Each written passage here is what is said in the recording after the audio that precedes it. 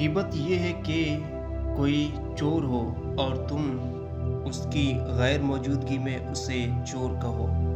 बहतान ये है कि कोई हकीकत में चोर नहीं है मगर फिर भी तुम उसे चोर कहो। वो इंसान गमों के पहाड़ के नीचे ही मरेगा जिसमें हसद की बीमारी हो। वो इंसान कभी भी फ़ायदा नहीं हासिल कर सकता जो हसद करता है। हसद करने वाले को किसी भी कीमत पर सुकून नहीं मिल सकता। उसे बेसुकून रखने के लिए उसका हसद ही काफ़ी है। लोगों की कीमती चीज़ें देखकर उन्हें बरकत की दुआ दिया करो, इससे तुम में हसद की बीमारी दम तोड़ देगी। बहतान लगाओगे तो तुम में भी वही मर्ज़ मुब्तला हो जाए, तुम भी उसी मर्ज़ में मुब्तला हो जाओगे जिस चीज़ का बहतान तुमने दूसरों पर लगाया था। रिश्ते टूटने की सबसे बड़ी वजह एक ये भी है कि हम एक दूसरे की खूबियाँ नज़रअंदाज करते हैं और एक दूसरे की खामियों को संभाल कर रखते हैं।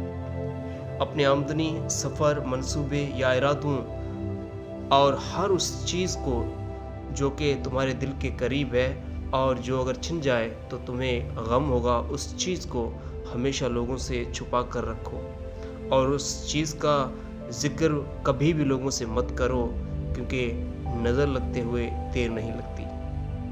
जो तुम्हें खुशी में याद आए समझो तुम उससे मोहब्बत करते हो, और जो तुम्हें गम के वक्त याद आए समझो वो तुमसे मोहब्बत करता है।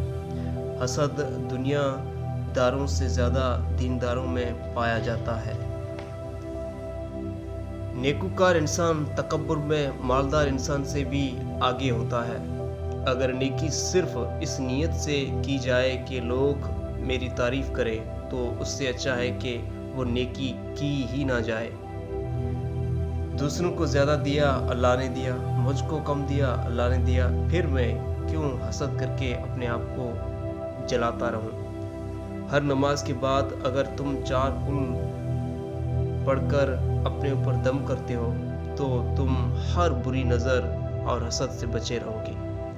अगर फजर नमाज के बाद 10 दफ़ा आऊज़ु बिल्लाहि मिनश शैतानिर रजीम और 10 मरतबा कुल हुवल्लाह सूरत पढ़ी जाए और उससे अपने ऊपर दम कर लिया जाए तो शैतान चाह कर भी आपसे गुनाह के काम नहीं करवा सकता। अगर आप बावजूद रहना शुरू कर दें तो ज़िंदगी के 90% मसले 90% मसले खुद ही ख़त्म हो जाएं। घर में दाखिल होते वक्त हमेशा मुस्कुराते हुए दाखिल हों। अगर आपकी तरजीह में फैमिली नहीं है तो आपका कभी अच्छा घर और सुकून देने वाला घर नहीं हो सकता।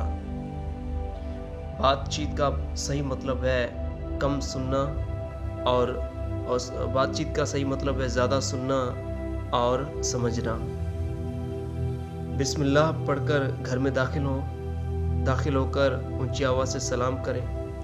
उसके बाद एक मरतबा दुरूद शरीफ पढ़ें। उसके बाद एक मरतबा कुल हुवल्लाह सूरत पढ़ें। इससे आपको 2 फ़ायदे होंगे। आपको रिज़्क़ के लिए ज़्यादा मेहनत नहीं करनी पड़ेगी। आपको बग़ैर मेहनत के रिज़्क़ अता हो जाएगा खुदा की तरफ से, और आपके घर में कभी लड़ाई नहीं होगी। अगर तुम्हारे घर से बाहर निकल जाने के बाद घर में तुम्हारी वापसी का इंतज़ार नहीं किया जाता तो तुम्हारी ज़िंदगी काबिल रहम है।